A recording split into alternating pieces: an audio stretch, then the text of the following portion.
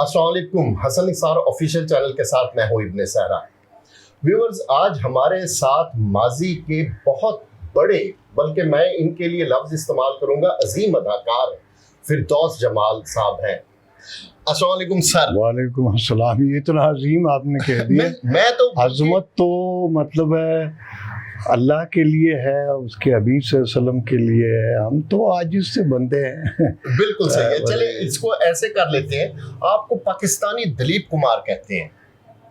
अब ये भी मेरी खुशबख्ती है कि लोगों को दिलीप साहब की कोई झलक मुझ में नज़र आती है, तो ये भी एक अल्लाह की समझ लो कि मैं समझता हूँ ये नेमत है कि जब आप इतनी बड़ी शख्सियत, इतने बड़े अदाकार का अगर कोई परताव कहीं नज़र आ जाता है तो ये भी बड़ी अल्लाह की मेहरबानी है। तो बहुत आपका शुक्रिया कि आप तशरीफ़ लाए और इस तरह के अल्फाज आप मेरे लिए कह रहे हैं। तो मैं तो इस काबिल नहीं हूँ। I'm a student of performing arts। बिल्कुल। आपका सफ़र जो शुरू हुआ वो रेडियो से शुरू हुआ। जी। रेडियो पाकिस्तान पेशावर से। जी जी। तो ये टीवी की तरफ कैसे आना हुआ? वो फिर ये है कि ये सिस्टर कंसर्न ये है ना, दोनों एक ही मीडियम है ना जी। एक ऑडियो का है, दूसरा ऑडियो विजुअल दोनों का है। ठीक है। तो बुनियादी तौर पे चूंकि पहले तो रेडियो ही था जी या सिनेमा था जी, तो रेडियो चूंकि टेलीविज़न बाद में आया है तो इस वजह से हमने मतलब इस मीडियम को तो एक रास्ता होता है ना। अच्छा। अब चूंकि हमारे यहाँ एक्टिंग के स्कूल्स या ड्रामेटिक सोसाइटीज़ नहीं हैं जिस तरह के बाहर हैं। ड्रामेटिक सोसाइटीज़ या थिएटर तो मतलब यूनान में तो हज़ारों साल पहले, 3-4 हज़ार साल पहले सही जो है उस वक्त थिएटर होता था। और यूरिपिडीज, एस्किलीज, सोफोक्लिस, तो ये उस ज़माने के बहुत बड़े राइटर्स भी थे, ड्रामा निगार भी थे, एक्टर भी थे। जिस तरह शेक्सपियर को आप ले लें, शेक्सपियर भी एक्टिंग भी करते थे, तो ड्रामे लिखना शुरू किए और सारा जितने भी ऑस्कर वाइल्ड वगैरह ये सारे। तो हमारा ये हुआ कि हम लिटरेचर के दरवाजे से नहीं आए। अच्छा। वो तो पढ़ के आए ना, या पढ़ाया जाता है बाहर, तो जो इंस्टीट्यूशंस हैं अमेरिका में, यूरोप में, तो वहाँ तो ड्रामेटिक इंस्टीट्यूशंस हैं, ड्रामे के स्कूल्स हैं, कॉलेजेस हैं। तो हमारे यहाँ तो ये रिवायत नहीं थी। पहले थी रिवायत, लेकिन वो पुराना जो थिएटर जो आगा हशर का था, अच्छा, उसमें जो लोग आते थे वो भी पढ़े लिखे होते थे।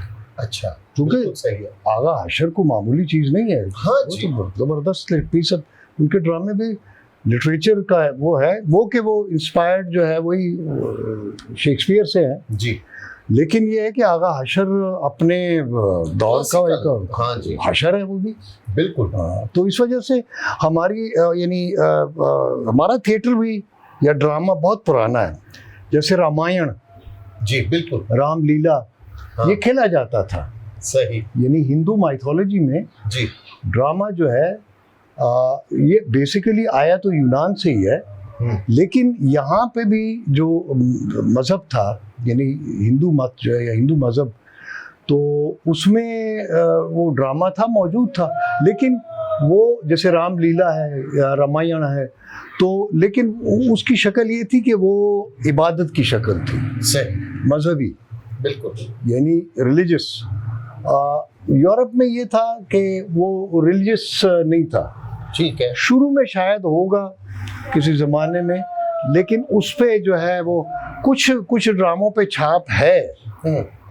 मतलब बाइबल की जिसको हम कहते हैं इंजील, बाइबल या तौरात, ज़बूर, जो पुरानी किताबें हैं, मज़ाहिब की, तो उनमें, हाँ, उनमें मौजूद है। उनमें चूँकि ये खेला जाता था, ठीक है, यानी इबादत का एक हिस्सा था। सही सही, यानी ड्रामा खेलना जो है वो एक तरह से इबादत का हिस्सा था। ड्रामे के जरिए इबादत सिखाई जाती थी, करते भी थे ना। बिल्कुल बिल्कुल। चूंकि वो उसमें वो जो देवी देवताओं के किस्से से, जैसे हमारे यहाँ पे हिंदुइज्म में जो है, आप रामायण देख लें जी, अशोका या इस तरह के बहुत सारे आपको मिलेंगे, तो उसमें यह है कि वो मजहबी रंग था इबादत का। ठीक है। फिर आहिस्ता आहिस्ता जो है ना, फिर यूनान में ये तरवीज पाया।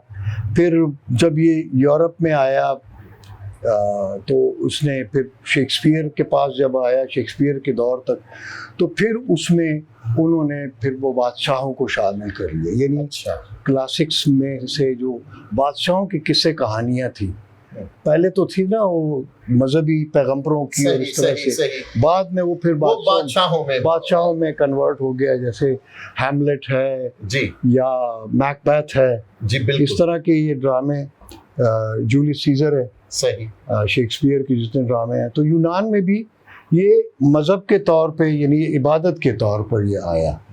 तो इसी तरह हिंदुस्तान में भी रामलीला जो खेला जाता था, तो वो भी इबादत का हिस्सा था, बिल्कुल मजहबी।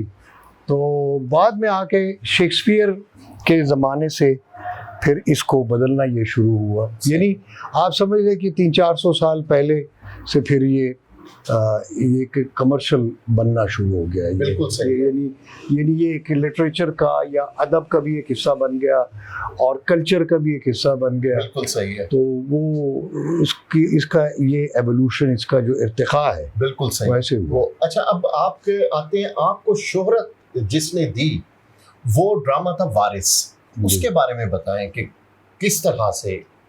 वारिस तो मतलब एक तारीख है, समझ लें कि पीटीवी की, कि टेलीविज़न को पॉपुलर करने में, बिल्कुल, टेलीविज़न ड्रामे को पॉपुलर करने में जितना हाथ वारिस का है, बिल्कुल ऐसे ही है, और किसी का नहीं है। हालांकि उससे पहले बानो आपा, अशफाक साहब जी लिखते रहे, खुदा की बस्ती वगैरह, बहुत सारे कराची के बहुत सारे ड्रामे सीरियल्स थे जो बहुत मशहूर हुए। लेकिन वारिस ने आके वो सारा पैटर्न ही चेंज कर दिया। बिल्कुल वो उसमें रियलिज्म और ड्रामा जो है उसको यकजा कर दिया। अच्छा, आपको उम्मीद थी कि आपका कैरेक्टर इतनी पॉपुलैरिटी हासिल करेगा? नहीं, मुझे नहीं थी। अच्छा, हाँ, मुझे कभी भी मैं यानी इस खुशफहमी में नहीं रहा, हाँ, कि मैं बड़ा पॉपुलर हो जाऊंगा, और वो बस मैं लगा रहा, काम करता रहा। अच्छा, ये सोचे बगैर कि क्या होगा, रिजल्ट क्या होगा, लगा रहा, सीखता भी रहा, पढ़ता भी रहा, करता भी रहा। वाह। तो अच्छा, बस वारिस के बाद कौन सा ऐसा प्ले था जिसको करके आपको लुत्फ आया हो कि वाकई यार ये मेरा कैरेक्टर था और ये मैंने। इनकार मेरे ख्याल था शायद, या एक मोहब्बत साने का पहला, तो जीनी वारिस से पहले, अच्छा, जो मैंने किया था, माह के ना, हाँ, अशफाक साहब का लिखा, अच्छा, हुआ एक मोहब्बत साने, हाँ, वो मेरा पहला लाहौर में ड्रामा था, अच्छा, जिसके लिए मुझे बुलाया गया था पेशावर से। तो वो मैंने किया था, तो वो मेरी ज़िंदगी का टर्निंग पॉइंट है। अच्छा, हाँ। फिर वारिस जो है सीरियल के एतबार से, वो तो सोलो प्ले था। वारिस फिर सीरियल के एतबार से वारिस ने एक नई तारीख फिर रकम की। अच्छा, टेलीविजन की एक नई तारीख लिख ली, बिल्कुल, कि इतना पॉपुलर कोई सीरियल हो सकता है जिसने सड़कें वीरान कर, बाजार बंद कर, इंडो पाक, सिर्फ ये पाकिस्तान में नहीं, इंडो पाक में, बरसगीर में सड़कें वीरान हो गई थी, दुकानें बंद, बाजार बंद। अच्छा, ये मुझे बताएं कि आपने अपना एक सफ़र, आपका बेशक ये कलील था लेकिन फिल्मी सफ़र भी है, उसमें क्या वो था, वो इतना क्लिक क्यों नहीं हुआ, क्या वजह? मीडियम, वो असल में मीडियम का नहीं था, मीडियम का फ़र्क भी था, लेकिन मैं उस दौर में टेलीविज़न पे पॉपुलर हुआ जब मतलब है कि फिल्म में नदीम साहब थे, मोहम्मद अली थे, वहीद मुराद, यानी बहुत बड़े बड़े स्टार्स थे। ठीक है। तो मेरी जगह जो है वो नहीं बन पा रही थी। अच्छा। मेरी जगह नहीं बनी, तो इस वजह से चूंकि एक तो ये था कि मेरे पीछे कोई ऐसा वो नहीं था, इंस्टीट्यूट नहीं था फिल्मी, या फिल्म का कोई ऐसा सिलसिला नहीं था, तो जिसकी वजह से और वो चूंकि ऑलरेडी बहुत ज़्यादा इस्टेब्लिश थे। ठीक है। मतलब वहीद मुराद, नदीम साहब, मोहम्मद अली, शाहिद, तो ये बहुत पॉपुलर थे। ठीक है। मुझसे पहले तो मैं चूंकि टेलीविज़न का एक्टर था, टेलीविज़न पे मैं पॉपुलर हुआ था, तो इस वजह से वो फिल्म में मुझे वो ब्रेक थ्रू नहीं मिला। अच्छा। मसलन वो मुझे, जैसे वारिस में मुझे एक बड़ा इम्पोर्टेंट कैरेक्टर और मतलब one of the main characters समझ लें, ठीक है, उनमें से एक था। तो फिल्म में जब मैं गया तो मुझे वो रिस्पांस नहीं मिला जो मुझे टेलीविज़न पे मिला था। तो वहाँ पे मुझे, चूँकि मुझसे पहले जो है वहाँ पे पॉपुलर एक्टर थे जो स्टार्स थे, मतलब मोहम्मद अली, वहीद मुराद, नदीम, शाहिद, ये लोग थे। तो ये चूँकि ऑलरेडी इतने पॉपुलर थे सही कि मेरी वहाँ जगह नहीं बन पा रही थी। ठीक है, ठीक। और फिर मुझे कोई ऐसा अब जब जो ब्रेक थ्रू भी नहीं मिला, क्योंकि जब पहली मेरी फिल्म थी वो उसमें विलन था। वो कौन सी फिल्म थी, तो चूंकि वो इब्तिदाई में मुझे नेगेटिव रोल जो है ना मिले, और वो भी क्लिक नहीं हुई वो फिल्में भी। ठीक है। तो कैरेक्टर भी नेगेटिव मुझे मिला। तो एज ए हीरो मुझे, मेरी सिर्फ एक ही शायद सराय की फिल्म थी। अच्छा। वो मैंने की थी, खान बलोच मेरा ख्याल है। अच्छा, बिल्कुल बिल्कुल बिल्कुल खान बलोच थी। अच्छा, ये मुझे बताएं कि आप दिलीप साहब को मिलने बम्बई भी गए, वो दिलीप साहब भी इधर आए, पेशावर भी मुलाकात हुई आपकी, पाकिस्तान भी वो तशरीफ लाए। अमंग ऑल एक्टर्स उन्होंने आपको रिकग्नाइज किया और ख़ास तौर पर आपका जिक्र किया अपने उसमें, इसकी क्या वजूहात है? एक तो आप दोनों में ये कदर मुश्तरक है कि उनकी भी पैदाइश पेशावर की है, आपकी भी पेशावर की है। जी हाँ, वो बस उनकी मोहब्बत है। मैं समझता हूँ कि इसमें उनका प्यार है और पेशावर से उनकी मोहब्बत है उनकी। अच्छा। और चूंकि हम ज़बान भी, अब हिंदू भी हम बोलते हैं, पश्तो भी बोलते हैं। दिलीप साहब को पश्तो नहीं आती, चूंकि वो बचपन में ही चले गए थे उधर। हाँ। तो घर में तो हिंदू बोलते थे ना, उनकी वालिदैन हिंदू ही बोलते थे, तो हिंदू तो उनको आ गई। अच्छा। पश्तो उनको, चूंकि बोलने वाला कोई नहीं था। हाँ। घर में हिंदू ही बोलते थे। तो पेशावर में दोनों ज़बानें बोली जाती हैं, पश्तो भी और हिंदू भी। अच्छा। तो वो ये हिंदू स्पीकिंग थे, अंदरून शहर पेशावर के। अच्छा। तो इसलिए ये जब गए इंडिया भी, तो वहाँ भी इन्होंने अपने घर में जो है ना, अच्छा, वो हिंदू ही बोलते रहे। सही। अभी भी हिंदू ही बोलते हैं वो घर में। बिल्कुल बिल्कुल। हाँ, जब तक वो हयात रहे वो हाँ, हिंदू ही। हाँ, भी हिंदू ही, उनके भाई बहन सब हिंदू बोलते थे। अच्छा। हाँ, तो वो हिंदू ही चूंकि घर में भी वो बोलते थे, इसलिए वो याद रहेगी। पश्तो बोलने वाला कोई उनके पास था नहीं। अच्छा। हाँ, लाला करीम थे, लेकिन वो कभी कभी मिलते थे उनसे। अच्छा। तो फिर मैं गया तो लाला करीम, आपकी मुलाकात हुई लाला करीम से? हाँ, लाला करीम ही मुझे लेकर गए थे उनके घर। दिलीप साहब ने कहा मेरे साथ जाओगे। अच्छा। तो फिर लेकर गए, चूंकि दिलीप साहब बीमार थे उन दिनों, तो लेटे। फिर वो मैंने कहा जी बस आप लेटे ही रहे। वो लाला करीम भी फिर साथ थे। तो वो मेरे साथ जब बातें करते रहे तो वो लाला करीम बड़े हैरान रहे, क्योंकि मैं लाला करीम के पास ठहरा हुआ था। हाँ। वो उनको नहीं पता था मेरा। अच्छा। जानते नहीं थे, मैं किसी के थ्रू गया था। हाँ। तो चूंकि उन दिनों वहाँ पे तो पाकिस्तानी ड्रामा नहीं देखा जाता था ना। अच्छा।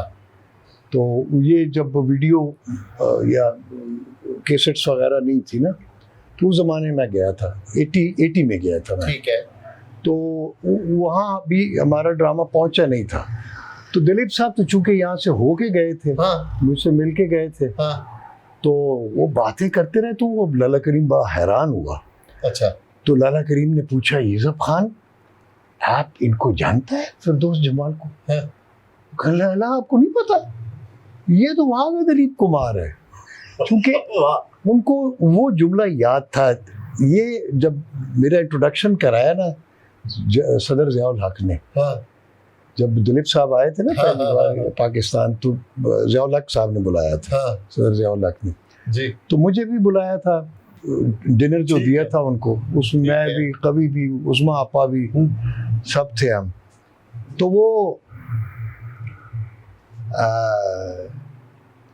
जब मुझे बुलाया, जब डिनर के बाद वो गपशप होती है ना, तो मुझे बुलाया ज़ियाउल हक ने, ज़ियाउल हक साहब ने, उनके डीसीजी आए कि प्रेसिडेंट साहब वांट्स टू सी यू। मैं अच्छा जी, मैं गया था आने को, तो दिलीप साहब साथ खड़े थे, तो मुझे हाथ से पकड़ के ले गए दिलीप साहब के पास, कहने लगे यूसुफ खान इनसे मिलिए, ये हमारा दिलीप कुमार है। तो वो फिर मुस्कुराया कि जी मैं मिल चुका हूँ, क्योंकि पेशावर में मुझे मिलवाया था। अच्छा। तो पेशावर में शो जो हुआ था ना दिलीप साहब का, उसमें मैं, कबीर साहब और उज़मा आपा और आबिद अली थे गालिबन। तो हमारा एक पैनल था, हमने सवाल करने थे ना। अच्छा। हमारा पैनल बनाया था, तो वो सबसे पहले पेशावर जब वो आए, अच्छा, तो बाद में फिर डिनर दिया प्रेसिडेंट ज़ियाउल हक ने उनको। तो मुझे भी इनवाइट किया था, कभी भी थे, उज़मा आपा भी थी। तो मुझे पकड़ के ले गए, मुझे कहने लगा आप मिले यूसुफ खान से, आप मिले? मैं कहा जी मैं पेशावर मिल चुका हूँ। कहना नहीं आप मेरे साथ। अच्छा। मुझे हाथ से पकड़ के ले गया, कहना यूसुफ खान साहब इनसे मिलिए, ये हमारा दिलीप कुमार है। तो हंस पड़े, फिर मुझे गले लगाया, फिर चूमा। बहुत जब भी मिलते थे तो मुझे चूमते थे। तो हाँ कहते जी मैं मिल चुका हूँ। ये बड़ी बात है कि ये पाकिस्तान के दिलीप कुमार, ये उनके मुंह से ये अल्फाज, प्रेसिडेंट ऑफ पाकिस्तान मतलब ये कह रहे वो, और दिलीप साहब से, दिलीप का साहब फिर खुद ये कह रहे हो कि ये पाकिस्तान के दिलीप। तो वो जब मैं इंडिया गया ना, तो उनको बात वो याद थी। तो वो फिर लाला करीम ने, जब मिलने हम गए दिलीप साहब से, लाला करीम के साथ मैं गया, तो चूँकि लाला ने कहा था मेरे साथ जाओगे, मैं जब गया, अब हम बातें कर रहे हैं, तो लाला करीम हैरान होके मुझे देखता है कि ये क्या आपस में गुफ्तगू हो रही है, क्योंकि हम एक्टिंग पे स्टानिस्लास की इधर उधर हम बात कर रहे थे, और ड्रामेटिक्स फिल्म दिलीप साहब के साथ, जाहिर है हम उसी मौजू पर एक्टिंग पे ही बात होनी थी, और लिटरेचर में भी होती। तो लाला करीम उनके पास बैठे हुए थे, चूँकि दिलीप साहब बीमार थे, वो लेटे, उनको मैं कहा जी आप लेटे रहे। तो लाला करीम बेड के ऊपर बैठ गया उनके साथ, मेरे लिए खैर चेयर उन्होंने मंगवा ली और रख ली कि ले आओ, साथ ही हाथ में हाथ लेके, और मेरा हाथ ही नहीं छोड़ते थे, तो पकड़ के हुए फिर। तो लाला करीम हैरान होके देखता रहा कि हम बातें क्या कर रहे हैं। तो आखिर उनसे रहा नहीं गया, उन्होंने कहा कि यूसुफ खान आप ये फिरदौस जमाल को जानता है? तो उसने कहा लाला आपको नहीं पता, ये तो वहाँ का दिलीप कुमार है। उनको वो जुमला याद था, कहते ये मुझे ज़ियाउल हक ने, कहते सदर ज़ियाउल हक ने कहा था। ये किसी भी प्राइड ऑफ परफॉर्मेंस से या किसी भी सितारा इम्तियाज से ये बड़े अल्फाज हैं। ये बहुत बड़ी बात है मेरे लिए, बड़ी खुशबख्ती है मेरी कि मेरे लिए ये अल्फाज कहे गए, और दिलीप साहब के मुंह से फिर वो अल्फाज निकले। पहले ज़ियाउल हक ने, फिर दिलीप साहब ने अपने मुंह से खुद ये फरमाया कि ये लाला आपको नहीं पता, ये तो वहाँ का दिलीप। अच्छा सर, प्राइड ऑफ परफॉर्मेंस की भी बात हुई थी, आपने भी ये अवार्ड हासिल किया, अब तो ये टके टोकरी हो गए हैं, और इनका अब यानी जो सबसे बड़ा सिफारशी है उसको ये मिलता है। और ये साबिक जो हमारे वज़ीर इत्तलात भी रहे हैं पीटीआई दौर में, उनका नाम जो फवाद चौधरी साहब, उन्होंने तो खुद एक जगह इतराफ़ भी किया है निजी महफिल में कि यार ये बस अब इसी तरह मिलता है। मुझे ये बताएं कि आजकल के एक्टर्स में कोई आपको इंस्पायर किया है किसी ने? आजकल के तो मैं नहीं कह सकता, यानी पुराने तो जितने भी थे बड़े अच्छे थे, उनसे इंस्पिरेशन बड़ी मेरी दिलीप साहब से, इवन कवि साहब से, जी, और बाकी जितने भी हमारे सीनियर एक्टर्स हैं उनसे मैंने बहुत सीखा। आपकी कंट्रोवर्सी बड़ी रही है, आपने कोई बयान दिया था हुमायूं सईद के बारे में, तो वो किस हवाले से आपने कहा था? नहीं, असल में मेरी बात को अंडरस्टैंड नहीं करते लोग। अच्छा, देखें, एक सुपर एक्टर होता है, ठीक है, एक्टर, ठीक है, एक सुपरस्टार होता है, जरूरी नहीं कि वो एक्टर भी हो। वाह, बड़ी खूबसूरत बात। ठीक है ना? हाँ। तो सुपर एक्टर होना और सुपरस्टार होना ये दो मुख्तलिफ चीजें हैं। ठीक है, समझ आ गई ना? बिल्कुल। क्योंकि सुपर एक्टर के लिए एक्टिंग का जानना बहुत जरूरी है, और थोड़ी एक्टिंग भी नहीं, बहुत सारी एक्टिंग। इस वजह से वो सुपर एक्टर है। इसको सुपर एक्टर है क्योंकि उसके पास उसको अच्छा। ड्रामेटिक्स का पता होना चाहिए। हाँ। मसलन उसने शेक्सपियर को भी पढ़ा होना चाहिए उसको। वाह, उसने आगा हशर को भी पढ़ा होगा। ठीक है ना?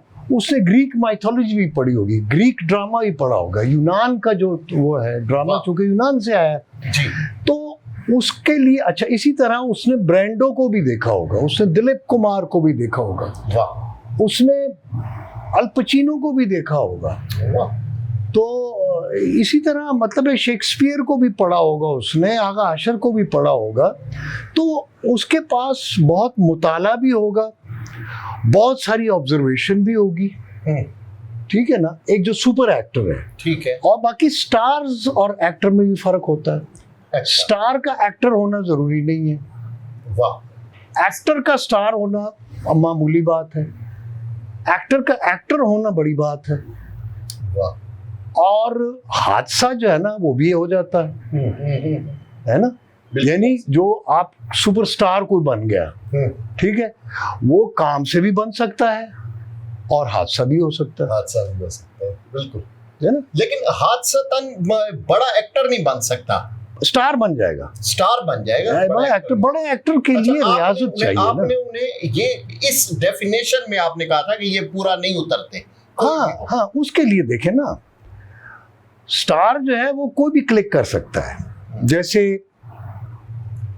मतलब बंदर भी हो सकता है, सही, कोई जानवर भी हो सकता है। बहुत यानी कुत्ते पे फिल्में बनी हैं, बिल्कुल ऐसे, उसमें कुत्ते मतलब सुपरस्टार तो नहीं बन बच्चा भी सुपरस्टार बन सकता है, बिल्कुल ऐसे ही है। Anybody can. जानवर अगर मशहूर हो सकता है, पॉपुलर हो सकता है। So popularity is not the criteria of the actor. मशहूर कोई भी चीज हो सकती है, सही, एक्टर का एक्टर होना शर्त है। बिल्कुल सही है, उसको टेक्निकली एक्टिंग आनी चाहिए। बिल्कुल सही है। अच्छा, एक अदाकार से अब हम आ जाते हैं एक बाप की तरफ जी। अदाकारी ने आपको बहुत आसूदगी दी, ठीक है, नाम दिया, लेकिन जो एक बाप की हैसियत से जो इंसान, क्योंकि बेटे औलाद तो इसीलिए मांगता है ना कि वो आसूदगी, एक उम्र के एक खास हिस्से में आसूदगी दे, वो आपको मैसर नहीं आई, इसकी क्या वजूहात है? आसूदगी से मुझे समझ नहीं आसूदगी से मुराद आपकी क्या है, लेकिन बहरहाल अगर आपका ये है कि मेरे साथ मतलब मेरे बच्चे जो हैं, हाँ बिल्कुल, वो ये आसूदगी की एक यानी हाँ मतलब वो सिंसियरिटी या उनमें नहीं है, या वो मतलब है उन्होंने मुझे कबूल नहीं किया या छोड़ दिया या जो भी आप उसको कहते हैं, ठीक है, ऐसी कोई बात नहीं है, ऐसी कोई बात नहीं। मैं अब भी उनका बाप हूँ, वो मेरे बच्चे। सही, बहुत खूबसूरत बात। हाँ, तो वो कोई ऐसा मसला उनको मुझे वहाँ पे मतलब मैं अनईजी फील कर रहा था। अच्छा, कुछ चीज़ें जो है ना वो मेरी फितरत के मुताबिक नहीं थी। वाह वाह वाह, ठीक है ना? तो इसीलिए मैं आइसोलेशन में चला गया। सही, या मैं एक तरफ हो गया।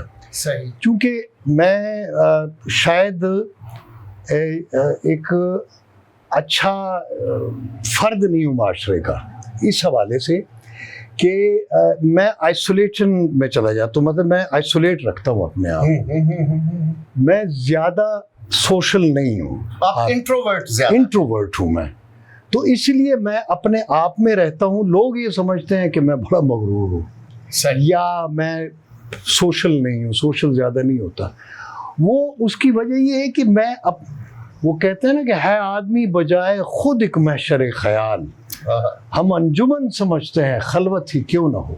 वाह, जो बंदा है ना वो तो अपनी जात में एक महफिल है, एक दुनिया है। हाँ जी, मैशर बपा होता है ख्यालों में। अब एक मैशर है उसका, बिल्कुल। वो अपने अंदर एक पूरी दुनिया है। तो कुछ लोग एक्सट्रोवर्ट होते हैं, हाँ। ज्यादा मतलब है दुनिया में ज्यादा मुतासर होते हैं दुनिया से। सही। कुछ लोग इंट्रोवर्ट होते हैं, मसलन मैं मुतासर अपने आप से हूँ। बिल्कुल सही है। ठीक है ना? सही। तो मैं अपनी दुनिया में मगन हूँ, मेरे अंदर एक दुनिया है, मेरे अंदर एक यूनिवर्स है, हर इंसान के अंदर बिल्कुल होती है। बिल्कुल। लेकिन कुछ उसको डिस्कवर कर पाते हैं, कुछ नहीं करते। कुछ नहीं कर। मैंने अल्हम्दुलिल्लाह किसी हद तक अपनी उस कायनात को, अपने अंदर अपनी शख्सियत की उस यूनिवर्स को मैंने शायद डिस्कवर कर लिया, इसलिए मैं उसमें ज़्यादा रहता हूँ। तो लोग ये समझते हैं कि शायद मैं लोगों से बेजार हूँ, मर्दम बेजार हूँ, या लोगों में या सोशल नहीं हूँ। नहीं, तो आपकी औलाद नहीं समझ सकी, आपके बेटे नहीं समझ सके इस कैफियत को? नहीं, वो नहीं समझ सके, चूंकि वो मुझे एक रिवायती बाप समझते थे। अच्छा। और मैं गैर रिवायती बंदा हूँ। ठीक है। एक तो देखे ना रूटीन का, तो वो मुझसे एक्सपेक्ट हर बंदा करता है और करना भी चाहिए। वो मुझसे एक्सपेक्ट करते थे आम बाप, आम। ये हो नहीं सकता, ये हो नहीं सकता। तो वो कहते हैं जो खास है वो शरीके गुरोह आम नहीं, हाँ, शुमार दाना तस्बीह में इमाम नहीं। इमाम नहीं। इमाम बख्श नासिर का ये शेर है। बिल्कुल। तो अपना तखल्लुस इस्तेमाल किया है कि तस्बीह के दाने हैं। हाँ। तस्बीह के दाने गिने जाते हैं, इमाम नहीं गिना जाता। लेकिन इमाम के बगैर तस्बीह मुकम्मल नहीं। इसी तरह इंसानों में भी इमाम कोई होता है, हर काम का। वाह। हर काम का, बाकी तस्बीह के दाने हैं, और हर काम का एक इमाम भी होता है। देखिए, आपने अपनी सिर्फ को मौलवी नहीं होता। देखिए, आपने एक भरपूर जिंदगी गुजारी, उनकी अपनी औलाद को परवान चढ़ाया, उनकी तालीम का, सेहत का, हर आसूदगी का ख्याल रखा। अब उनका फर्ज था कि वो इसे लौटाते, लेकिन वो इसमें नाकाम रहे। तो ये क्या उनकी बदबख्ती है, बदकिस्मती है, नहीं, क्या कहेंगे इसे? वो असल में इसके पीछे, सबके पीछे, वो कहते हैं ना हर कामयाब आदमी के पीछे किसी औरत का हाथ होता है। ठीक है। हाँ, और हर नाकाम शख्स के पीछे भी कोई एक औरत का ही हाथ होता है। बिल्कुल सही है, बिल्कुल सही। ठीक है ना? तो अगर मैं एक नाकाम शौहर या नाकाम बाप या एक सोशली मैं ज़्यादा सक्सेसफुल नहीं हूँ सोसाइटी में या अपने घर में या अपनी फैमिली में, तो उसकी वजह शायद मेरा ये जो अपने अंदर रहना है, शायद ये वजह है, इंट्रोवर्ट। अच्छा, आप अब भी उन्हें मुर्द इल्जाम नहीं ठहरा? नहीं, ये शायद मेरा ही कसूर है। वजह ये है कि मैं हूँ ही ऐसा। वाह। मैं हूँ ही ऐसा, मैं अपने आप में ही मस्त हूँ।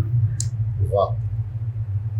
मैं किसी को तंग नहीं करता, मैं किसी को बुरा नहीं कहता, मैं किसी के खिलाफ नहीं हूँ, मैं किसी से नफरत नहीं करता, लेकिन मैं अपने आप में ही रहता हूँ। अच्छा, अब भी मैं अपनी एक यूनिवर्स है मेरी अपनी वो मैं जैसे शेर कहा ना कि हम अंजुमन समझते हैं खलवत ही क्यों ना हो। ये एक महफिल मेरे अंदर है, एक अंजुमन मेरे अपने अंदर है, मेरे अंदर एक हुजूम है, मैं उसमें घूमूं। तो अब भी मिलने आते हैं, मुलाकात होती है? जी मिलते हैं, क्यों नहीं मिलते। कोई वो नहीं है, कोई इख्तिलाफ नहीं है, कोई वो नहीं है, झगड़ा नहीं है, कुछ भी नहीं है। सिर्फ ये है कि मैं थोड़ा सा आइसोलेट, मतलब वहाँ मैं अनईजी था। वाह, बिल्कुल सही। अनईजी होता है ना बंदा, ईजी मैं रहना चाहता हूँ कि मुझे मतलब है ईजी रहूँ मैं। ठीक है, रिस्पॉन्सिबिलिटीज़ जो मेरी थी वो मैंने पूरी की। जो मेरी रिस्पॉन्सिबिलिटीज़ थी, बच्चों को पढ़ाया लिखाया, पाला पोसा, जो भी मुझसे हो सकता, सही, जो मैं कर सकता था, बाहर तक भिजवाया, तो वो मैंने अपनी जिम्मेदारी पूरी की। अब मुझ पर कोई जिम्मेदारी है नहीं, तो मैं अपने आप में रहता हूँ। बहुत शुक्रिया फिरदौस जमाल साहब, बहुत मेहरबानी। व्यूअर्स, आपने ये इंटरव्यू देखा फिरदौस जमाल साहब के साथ। इस हवाले से हमें कमेंट में आगाह कीजिएगा कि आपको ये इंटरव्यू कैसा लगा।